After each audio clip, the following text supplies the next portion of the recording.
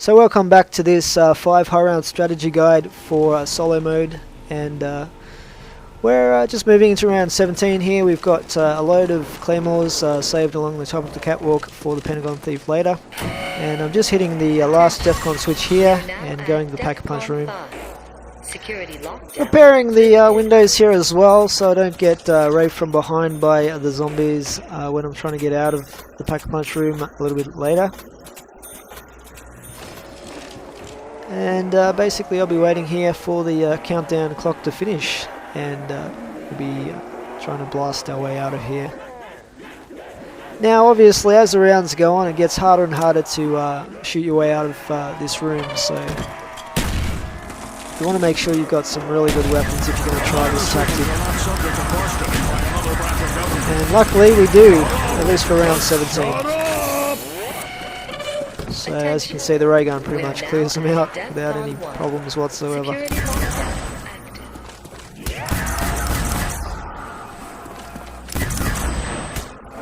That's what I call a bullet sponge. And just continuing on this circuit strategy around the war room here. And in a couple of these areas you'll see that there's 2 ways you can go. So if you do see a zombie coming from one side of the obstacle, you can feint in his direction and then go the other way, stuff like that. Sometimes works pretty well.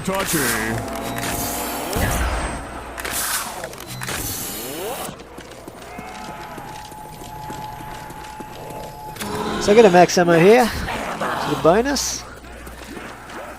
This means I have to keep fighting, doesn't it?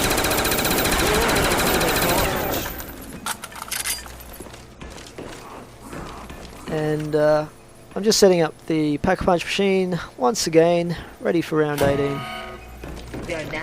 And obviously once you've got a strategy locked in like this, it is going to get a little bit repetitive if you stick to the plan.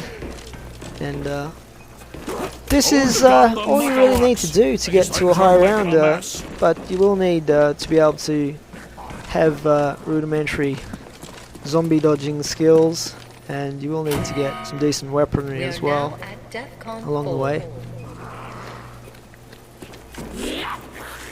So get rid of this last zombie and move on.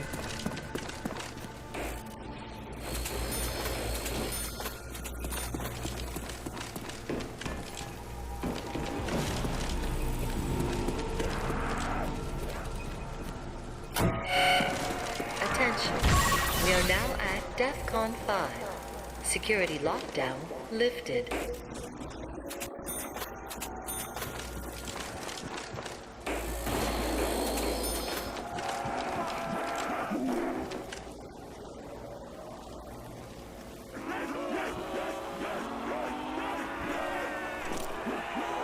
Now obviously those claymores are there so that they give me a little bit of buffer, protective zone if the zombies do get past the entrance to the doorway. You see a few of them do tend to get past the threshold before we destroy them. Attention, we are now at DEFCON 1. Security lockdown active. Now as the rounds get quicker and the zombies get harder to kill, you will have to keep moving fairly quickly, and you'll have limited time to turn around and shoot back at the zombies as well, so you want to be careful that you're not getting caught spending too much time trying to shoot back at them, or you will get caught by zombies coming in front of you. Yeah, I'm good. Tell me something I don't know. Money dodge. Touch a Quaker.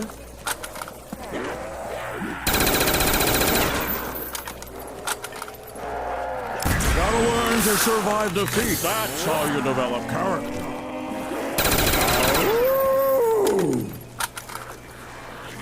Okay, so now I've got just a few crawlers left, and I'll set myself up for the next round first, and then what I'll do is I'll go and hit the mystery box and see what I can get. We are now at DEFCON 4.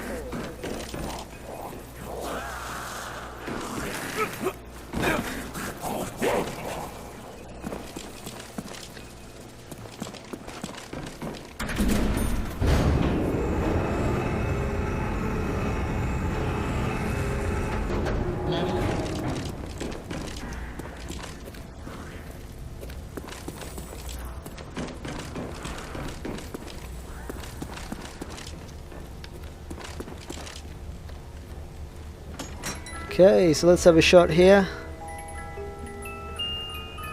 And I get the Winter's Howl, so that's exactly what I wanted. To kick ice. So even though it's pretty good, I'll get rid of the lamentation for that. And the only thing left that I really want is monkeys. So I'll keep hitting the box until I get monkeys as well. Now, monkeys aren't quite as useful in solo as they are in co-op. In co-op, obviously they're good for throwing if you need to revive someone.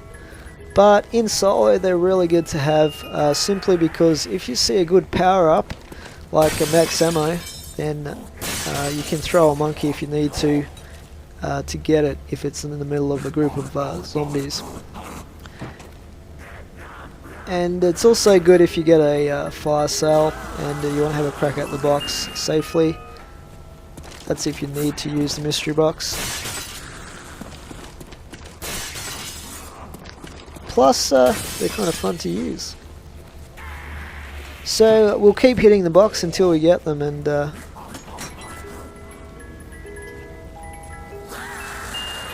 oh, there we go. I need nice to one. speak softly in case the little guy is bugged. Okay, so we're set up now pretty much for the rest of the game with the weapons that we've got, unless I run out of ammo or something like that. So what I'm doing here is just trying to get back to the war room, and I don't really need to do these windows up, but just in case I end up back up here in this hallway, I guess I'm making sure they're completely closed.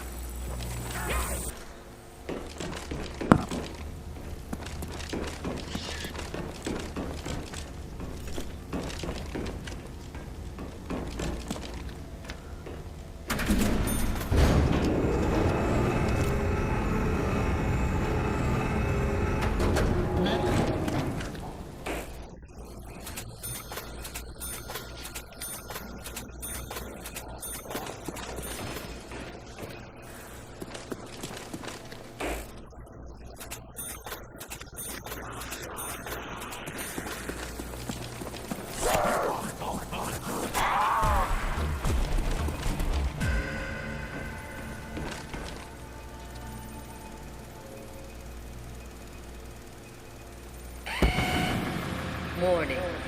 Breach detected on level 3. Alrighty, so Initiate Pentagon security Thief time protocol again. 115. So same, we'll throw out the claymores, and hopefully we'll get the bonfire sale again. If we do, I'll be able to pack a punch the Winter's Howl to the Winter's Fury, and that'll give me a larger ammo capacity. Attention. Containment failure. System monitoring will remain. So as you can see, it's just ridiculously easily using this particular tactic to kill the Pentagon Thief, at least in solo mode. Max is all I get. Tick tock, I'm gonna kick you in the... It took you long enough, damn machine thingy. And I might as well do the ray gun as well, just for the ammo. Bring on the hippies, the commies and the hippies, both of them.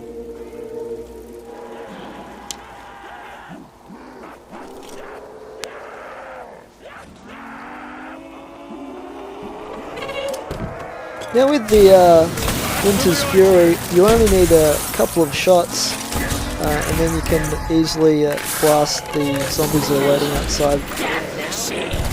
But as you do go higher and higher in the rounds, you'll find you'll need more shots from the Winter's Fury to freeze the zombies completely, and and by about round 30 it'll probably be about 5 or 6 shots, but to get the same effect from 2 shots that you would have got back in round 10 or whatever. What? What? Oh, I did that on purpose. Now, using the death machine, I do tend to try and back myself in a corner so that I know no zombies are going to come from behind me. But you just want to watch the symbol for the death machine as much as you can to make sure when it's about to run out and it starts flickering that you're moving out of the corner that you've backed yourself into. Otherwise, obviously you can get surrounded. Did you see that, did you? Anyone? Damn it! Shut up! Just shut up! And I'm just going clockwise for a bit of variety here. For some reason I do tend to usually go anti-clockwise. We are now at DEFCON 2.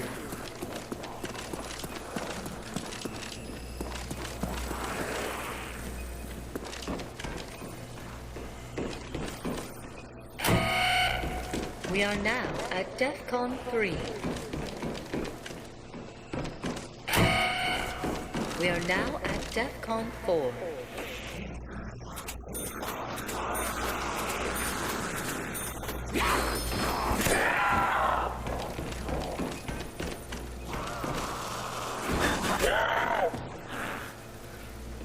It would have been really great to have had the flopper perk in this map, because you could have done some real damage in close quarters with Mustang and Sally, or even the ray gun, some of those weapons, but because of splash damage you can't really do that safely. And I've tried to use Mustang and Sally in this weapon, in this map, but it inevitably leads to me downing myself. But once you get flopper in the other maps where it's available, Mustang and Sally are almost the ideal weapon to have for if you get trapped and you need to shoot your way out of trouble. So Mustang and Sally obviously being the pack-a-punch version of the starting pistol, the M1911.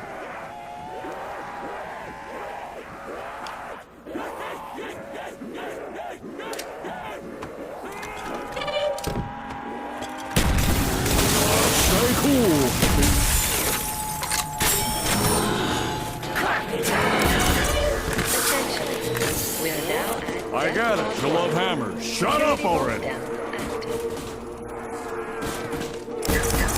Can't you maggots explode a little quieter? Yeah, that's right.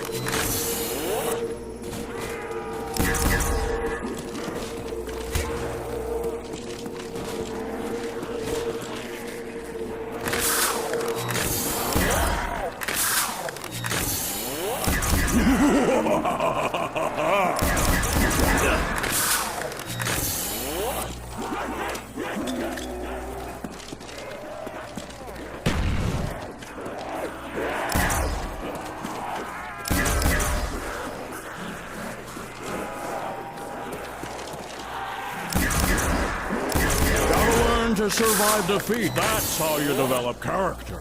So I tend to enjoy the maps more where I have to do a bit of a long circuit route strategy, because you're always running around, you're reacting to the zombies, making snap decisions, and that's all pretty challenging and fun.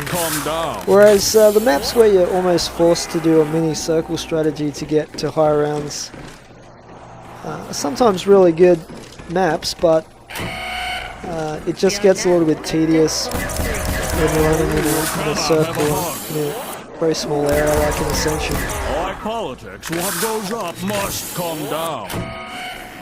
We are now at DEFCON 4. Hey, these shoes and we'll be are moving Italian. into round 22 in the next part of this video series very shortly, which is to be continued.